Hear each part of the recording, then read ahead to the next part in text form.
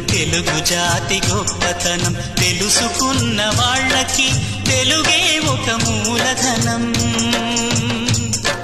తల్లి తండ్రి నేర్పినట్టి మాతృభాషరా, తెలుగు మరచిపోతే వాళ్ళని నువ్వు మరచినట్టురా, ఇది మరువబోకురా. తెలుగు భాష తీయదనం తెలుగు జాతి గొప్పతనం తెలుసుకున్న వాళ్ళకి తెలుగే ఒక మూలధనం.